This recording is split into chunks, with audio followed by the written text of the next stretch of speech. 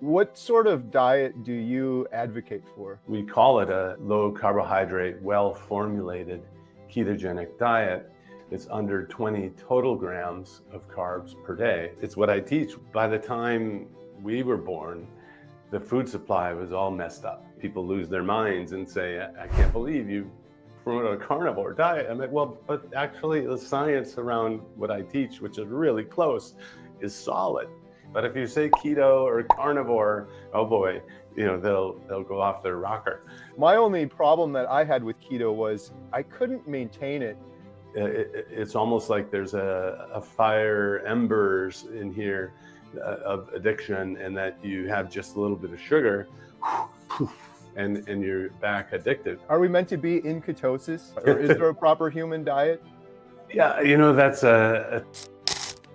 Thank you so much for watching. We're going to get into a conversation about keto versus carnivore, the pros and cons, and what are his thoughts on the carnivore diet.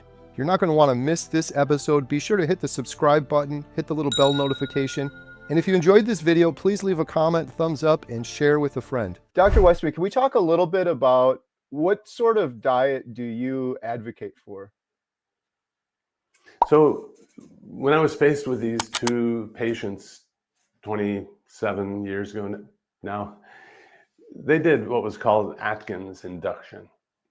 Atkins was a doctor who had a voracious appetite, read in the medical literature that a low carb diet would cut out the appetite. He did a shrimp diet on himself first, and then wrote a article in the journal Vogue, which got picked up. You need to do such massive popularity about a low carb diet in the journal. He started writing books about it and had a career of treating people in New York City. And because these two patients read the Atkins book, I basically just wrote Dr. Atkins a letter and said, what's going on? He was still actively in practice in 1998. I visited Dr. Atkins, Dr. Eads, Dr. Rosedale, these other doctors who were doing this, because once I met him and his practice, I started to realize that there was a failure of belief. So that when you go there, you see all this working, but then you step out the door and everyone says, no, it can't work. It's got to kill you and all this. So I realized I had to start doing the research on my own. But I started with the same formula that Dr. Atkins used in New York City about 1998. And because that's the door I came into, if you will, the weight loss door and healthy eating door. And so I was heavily influenced by their method, which today even corrects a lot of mistakes from internet keto. But they learned that they had to limit the cheese, for example, that it's very easy for people to over-consume cheese. So over the years, we published papers. We have looked at different diseases like obesity, diabetes, polycystic ovary syndrome gets better, heartburn gets better, irritable bowel syndrome gets better. That we published proof of concept papers through all this. And it turns out that this brand, if you will, or approach is unique, and that everyone else is trying to replicate or get something and come up with their own method, and yet this corrects so many of those things that happen. So I still teach. We call it a low carbohydrate, well-formulated ketogenic diet. It's under 20 total grams of carbs per day, meaning you could have 2 cups of leafy greens, 1 cup of a non-starchy veggie, but that's the upper limit for the day. We don't restrict sugar, alcohols, or sweeteners. We use those to get people off sugar. And then I teach a version of it which is flexible enough that even someone in Durham, North Carolina, where I live, who pretty much always goes to McDonald's, can do it. They just don't eat the bread. They don't eat the fries. And no sugar in the drinks. So the flexibility that this kind of teaching gives kind of transcends a lot of, or corrects a lot of the problems I see today. Oh, it's too expensive. I can't get grass-fed beef. I can't go to the farmer's market. Oh my God, what will I do? I guess I should eat carbs.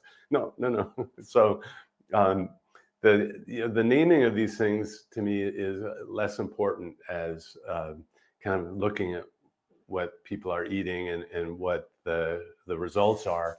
So when people started coming in not eating vegetables, not eating the greens, and basically in our plan, it's eating eggs and meat and chicken and fish to satiety or to fullness. They were doing great. I mean, so I learned pretty quickly that you didn't have to have vegetables. And so I found through the years that I wasn't enforcing that, oh, you need to have your cup of vegetables, or, you're not having, if someone came in and said, I'm not perfect, I said, well, why not? I'm not eating my greens. I don't like them. I said, well, that's fine. So I kind of learned, well, over 20 years that people can thrive and be well without having to consume those things. But the teaching, because I'm at an academic center, and I do think there's probably people looking over my shoulder to make sure I'm not hurting anyone. Well, that's an easy one. But then also that I'm within certain guideline parameters, and yeah, we violate some guidelines in that way, but there's no harm being done. If I say that you need to have some vegetables and greens, then most other dietitians that look in will be reassured that, but once I start to, talk about carnivore, which, remember, carnivore is really a type of a low carb keto diet. So that it's what I teach without the vegetables, with some nuance, but but then suddenly people lose their minds and say, I can't believe you promote a carnivore diet. I'm like, well, but actually the science around what I teach, which is really close, is solid. So that's why the naming of things. In fact, I coach my patients. Tell your doctor you're doing a Mediterranean diet, a modified Mediterranean, and they go, "Oh, that's great. Keep it up." But if you say keto or carnivore, oh boy, they'll go off their rocker. So the teaching I still up front will be the list of foods that has the greens and the vegetables. But if someone comes in, as has happened innumerable times, saying that I eat this vegetable or green and my stomach hurts, I'll say, well, let's listen to this. And maybe you shouldn't eat that. And it really, sometimes people misunderstand. I'm not an early adopter. It took me a long time to come to this, and it's been 20 years of using this for me to speak this way.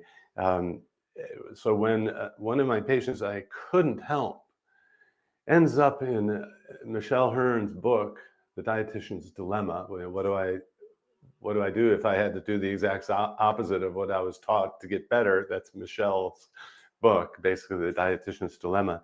One of my former patients ends up in the book telling her story of being on the anorexia nervosa ward at a nearby university hospital, the psychiatric ward, telling them that my stomach hurts.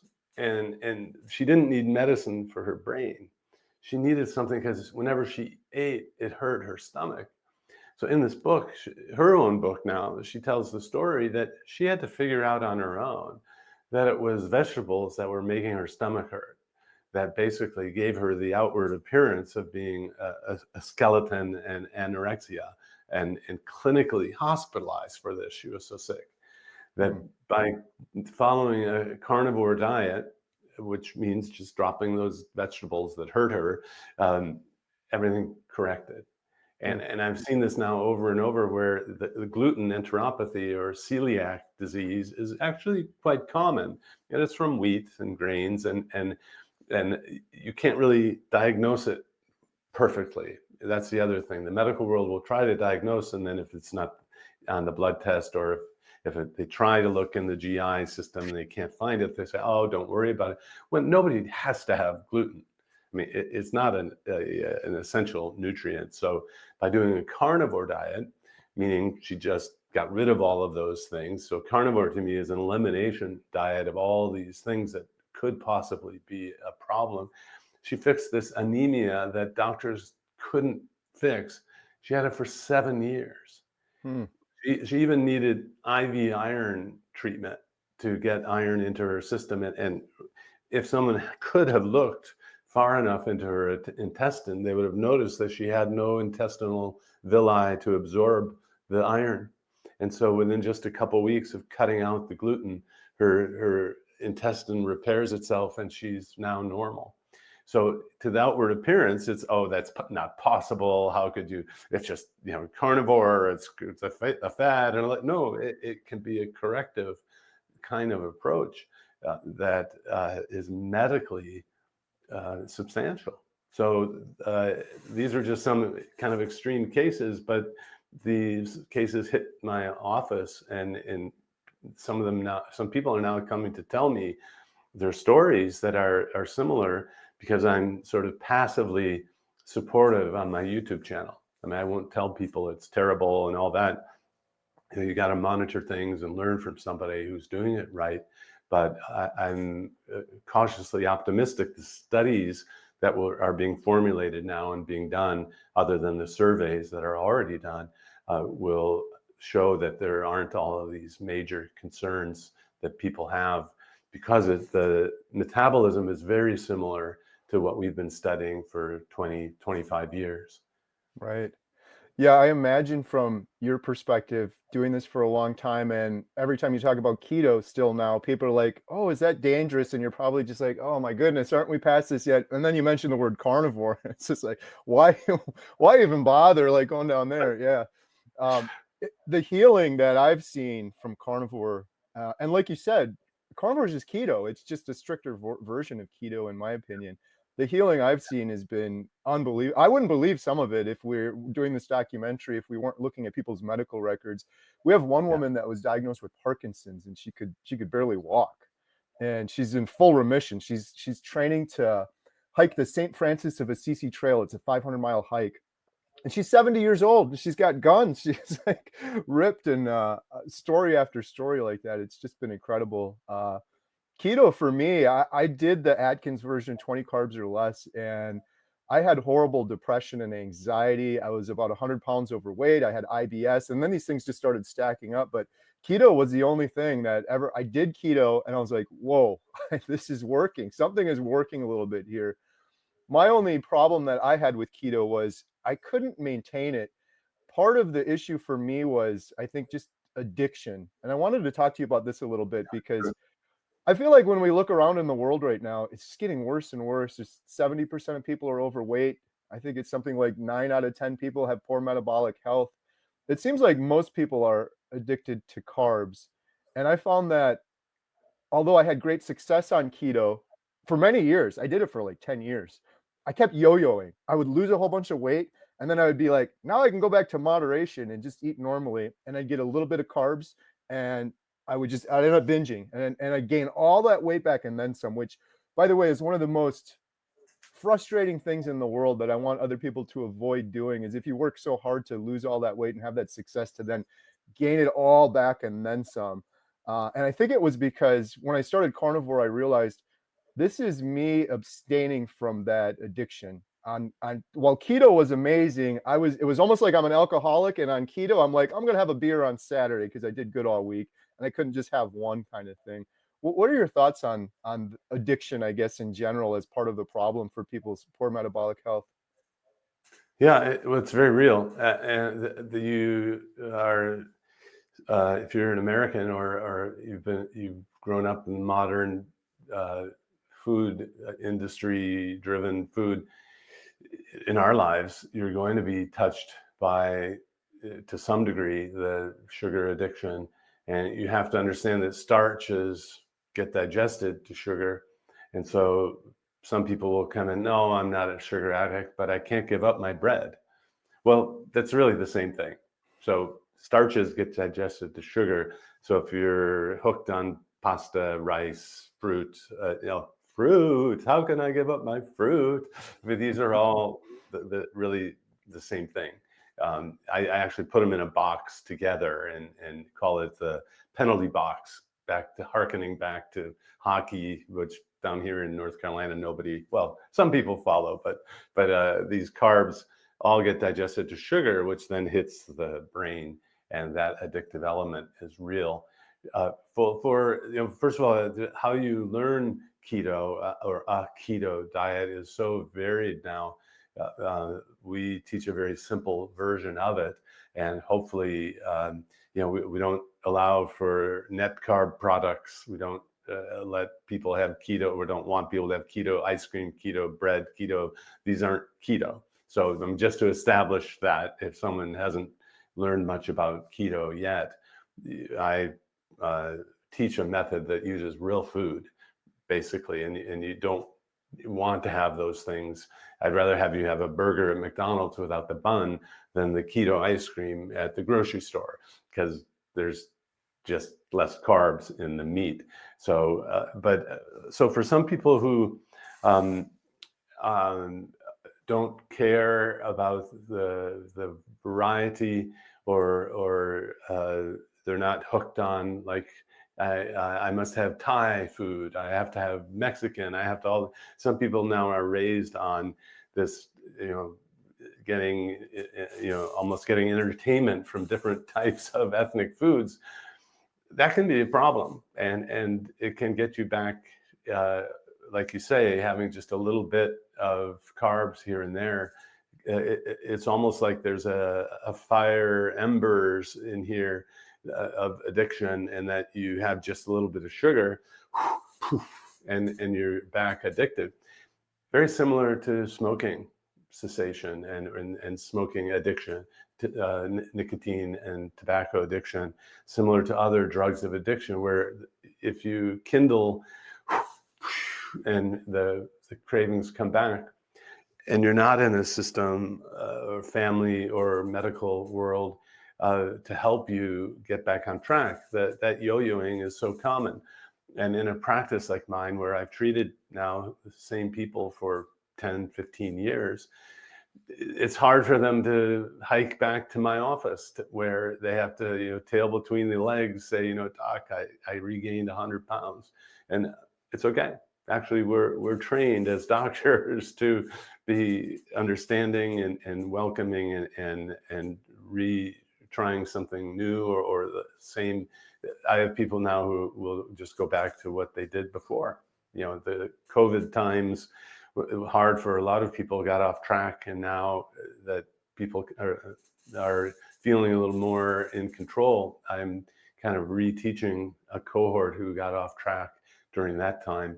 But the carnivore approach not only might be corrective for the vegetable, the nightshades, the tomato, potato, eggplant, and tobacco. These are all similar. They're poisons, and just mild poisons. And some people feel a lot better by dropping those vegetables. Again, carnivore being an elimination type of diet, but it can also be, for some people, so much easier to follow, enhancing the adherence of something. It's simpler. So, when people are faced with our list of foods, people, wow, that's so simple. Well, carnivore is even simpler. But, what are you having today? Meat. So if that is appealing to somebody, it makes it even easier. And, over time, someone first listening to this might say, well, that's crazy. How deprived are you going to be? No, some people feel no deprivation. And I have to think that it's because you're getting all the nutrients that you need, plus the improvement in your health. I mean, there's just no trading that with a little bit of variety here and there. Or we were at a event where there was a great low carb dinner, and there was an option of something sweet. God only knows what it was made from, and I just don't. It doesn't appeal to me anymore. So it actually can be liberating to do a carnivore diet, because you're not craving foods. You're not tied to your glucose monitor because you don't have diabetes anymore. So I've enjoyed your videos as well, where you explain the practical realities of the differences of how it used to be and how it is now. Many patients tell me that it's easier to do a carnivore diet and they don't feel deprived. Yeah, I never would have believed it before, but I'm almost 700 days in now, and it's the easiest. It's natural. That's what I tell people. It just feels natural, and then it feels like what I was doing before was so unnatural. Always like, what are we gonna eat next? What side dish are we gonna have? Where are we gonna go? I just don't think about it anymore. And yet that's all we knew, right? So if you look back, the 30,000-foot view, by the time we were born, the food supply was all messed up. Yeah. And even then the medical world has studied carb eaters as if they're normal. Quick interruption. Did you know we have an incredible membership site for you called healinghumanity.life? We have a special offer going on right now. Learn more at the link in the description. We have courses, we have expert Q&As with the good doctors. We even have a Healing Humanity Heroes Zoom call once a week, highlighting real heroes that will inspire you on a path to healing. The community is wonderful. We're going to be implementing a buddy system so you can be held accountable, recipes, all sorts of great stuff to help you on a path to healing. Learn more at the link in the description below. Right. Or the optimal. And so you have to you just have to go back a generation. It's not very far, where when these foods weren't around, what did people have for, grandma and grandpa or their parent? Well, they had bacon and eggs, and you save the bacon grease because it would be wasteful. They didn't have enough food and come on, it wasn't so cheap. So there are a lot of lessons if we just go back one generation. And yet in today's world, we're buffeted by people selling things, and if those things aren't, they're old and they're not valid anymore. I have learned a lot and will teach folks based on their own experience, what happened when you were a child, depending how old they are. Now, most people coming to me in their 20s and 30s grew up having, sugary cereal, and many children now are entering elementary school heavy, and then, let alone high school. And now, I used to say, what was your high school weight as sort of a goal to get back to. And now, if someone's young, like, we can get past their high school weight because by the time they were in high school, they're obese, they're heavy. Yeah, that's one of the reasons I'm so passionate about this too. My wife and I have triplets plus one. My girls, luckily they're all eating this way now too, which is incredible. But when I look at their peers, it's like you said, I was so sick for so long, and this next generation is eating way worse than even I was eating. It really is eye-opening. My wife and I were getting burger patties at a fast food restaurant the other day. Carnivore, full carnivore, just the patties, no buns, any of that. And this woman came up to us. She worked there. She had her uniform on, and she kind of looked at our food, and she was like, "I like how you guys are eating." And of course, they started talking to her. And this woman was, I think she was 81, and she's eating carnivore. And she got rid of her type 2 diabetes, and she's off all her medications, and she's doing wonderful. And you just reminded me of her, Dr. Westman, because she was saying, when I was little, 75 years ago, when I was a kid, we didn't eat the way people are eating now. Like, we had meat and potatoes, and we had bacon and eggs for breakfast, and not all of this stuff. And it really is kind of scary where we've come with our food system. I had a question for you. You had Dr. Anthony Chafee on the other day. It was a great episode on your podcast. We'll leave a link for that in the description too. Yeah. Dr. Chafee, he's got some pretty good arguments on carnivore. One of the things that he's said before is there's millions of species on this planet, and every single species has its intended diet. Like a cow eats grass, a lion eats gazelles, koala eats eucalyptus, and it's only humans that have this need for all of this crazy variety, and it's only humans that are sick.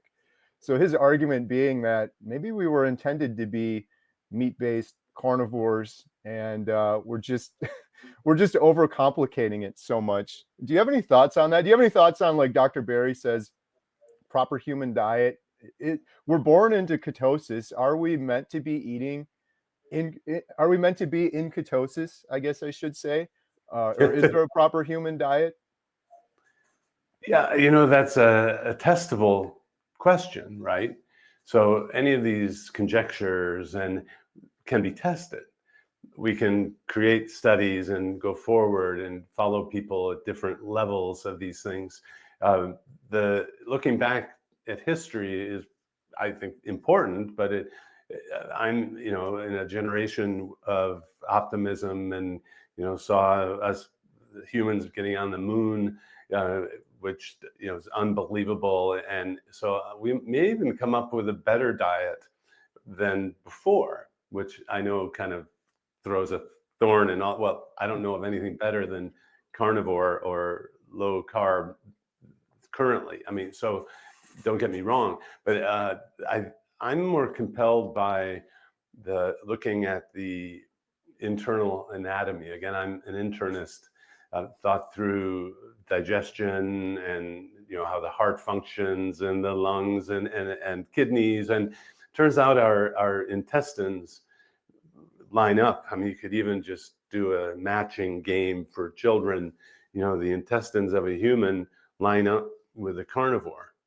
They don't line up with a cow, or they don't line up with a koala or a gorilla. We don't have the same internal intestines. So the single stomach is a feature of carnivores or omnivores. But I'm more compelled by looking at the way we're built than the way, it's said that we grew up hunter-gatherers and all that. And, that I think that's important, but it's hard to prove that.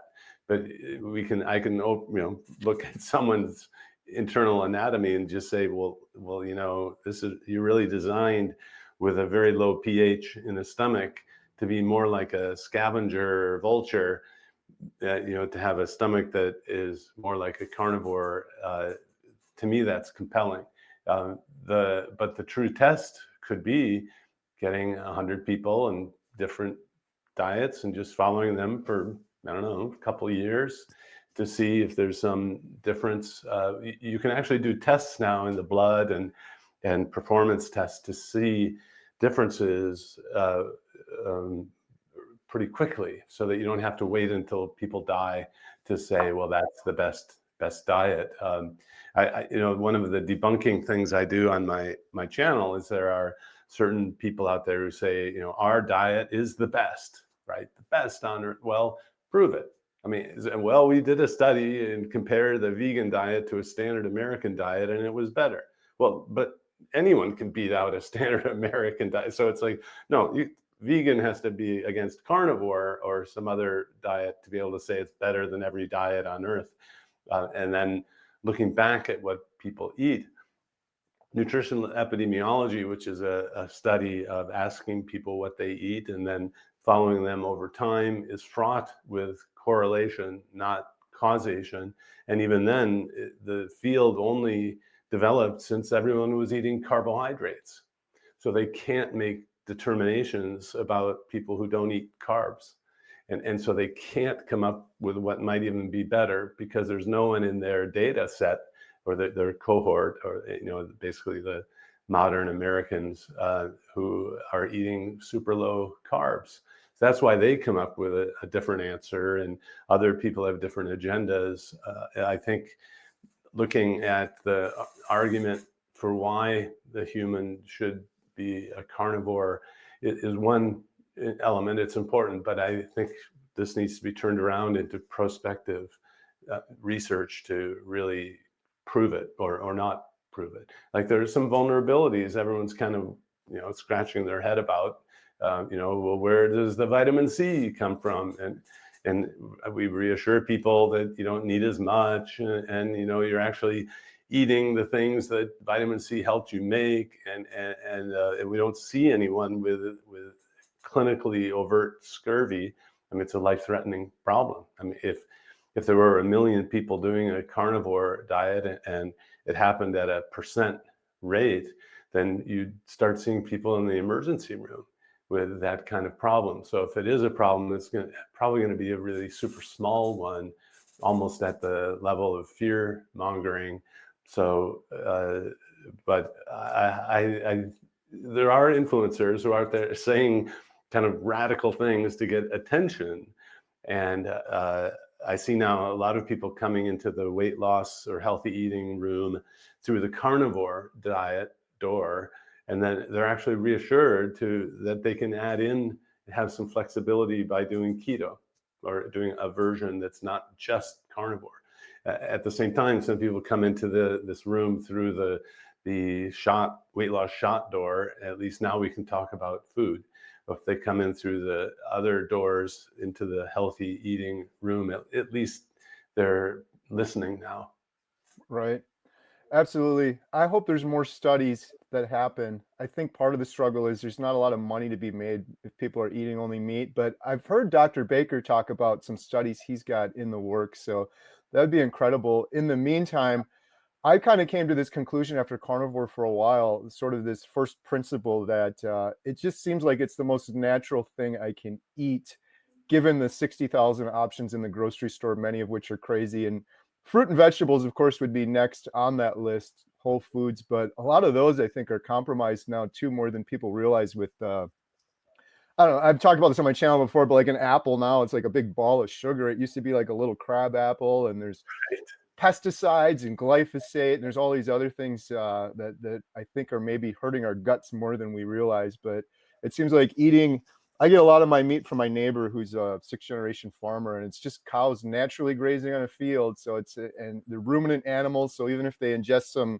glyphosate or toxins, it seems like the cleanest thing I can eat. So that's kind of my first principle on carnivore. But well, we're getting towards the end of the hour. I really appreciate your time. My last question, Dr. Westman, was how does it feel for you? You mentioned earlier you're getting some people off of insulin.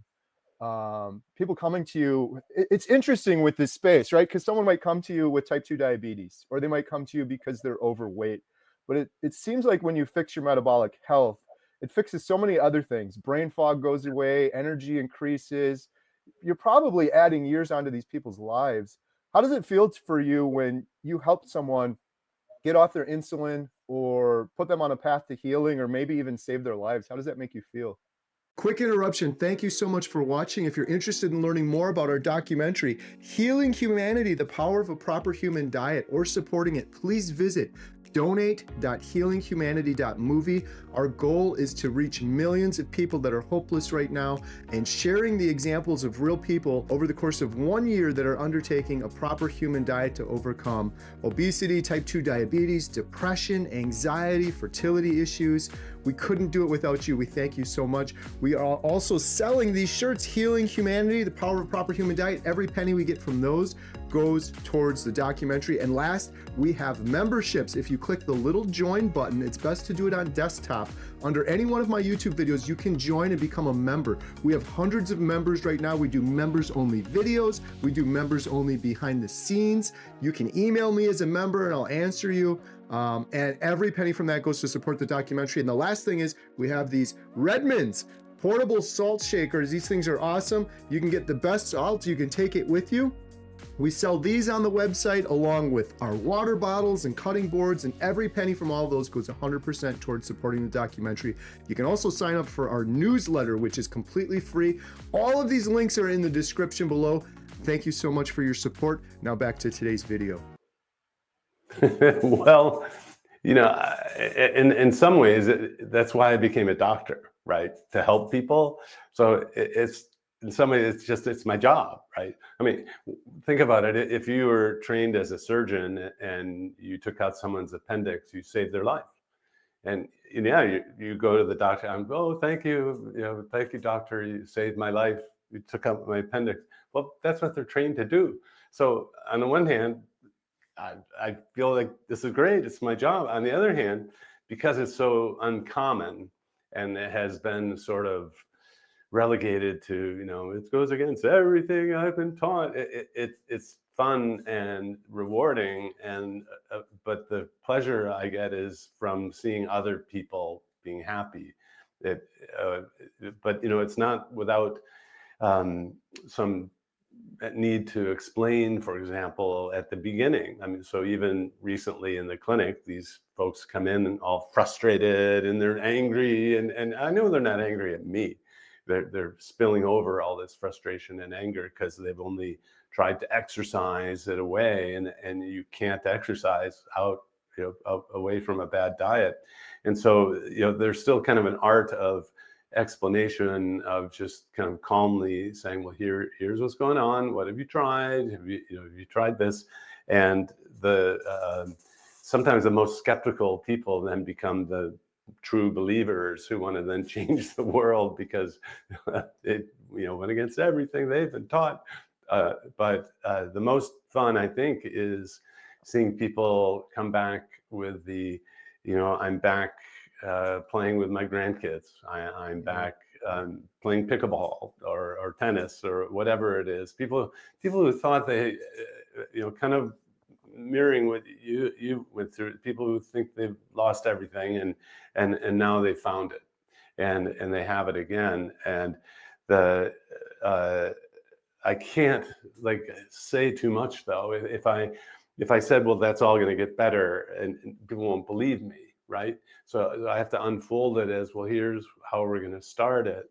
And then, the joints get better, the GI tract, the GERD, the irritable bowel syndrome, the inflammation. I'm starting to see reversal in these inflammatory conditions that other doctors are using very strong drugs for now, that have some, bad side effects like cancers.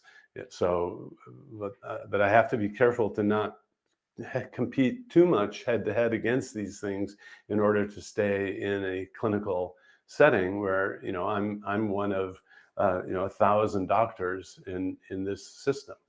So there's that art of dealing with the individual and explaining how things will change.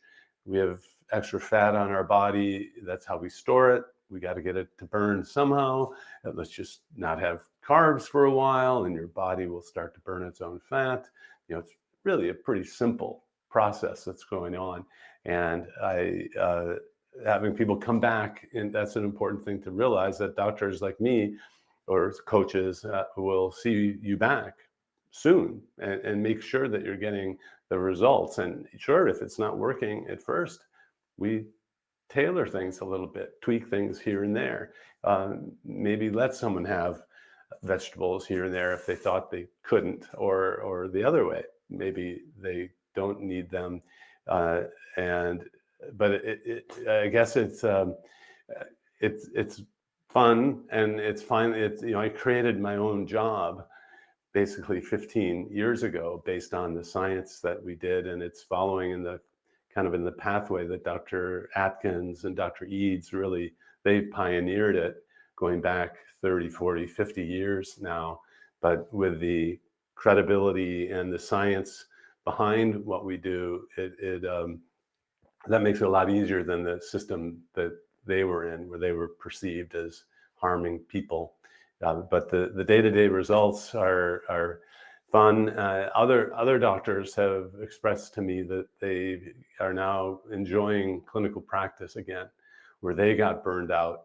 They got tired of just managing diseases with medications, and their patients weren't getting better. And so I've helped other doctors get the enthusiasm back in their clinical practice, which is great. That's wonderful. Yeah, there's a ripple effect that happens when you get that second chance at life. It's hard not to shout it from the rooftops, and then you end up inspiring other people, and it's amazing. I'm so thankful for what you're doing, Dr. Westman. I always say there's some really good doctors out there that are healing people, and it has to be grassroots, like you mentioned earlier. So I'm happy to shout out your work and try to elevate your voice any way we can. So I encourage everyone to check out Dr. Westman's website, YouTube channel, the American Diabetes Society, all the great work he's doing. Is there anything else you want to shout out or mention before we wrap up? Like you're saying, it's a grassroots change. And so you want to just not only do it yourself, but lead by example for other people to be able to follow. And that's not always initially going to happen. Expect some resistance for about 6 to 12 months, and then family and friends typically come around. And it's not your job to teach your doctor or train them. You might just tell them you're doing the modified Mediterranean diet, and you'll be accepted. Absolutely. Thank you so much, Dr. Westman. Really appreciate it. Have a great day. You too. Thank you.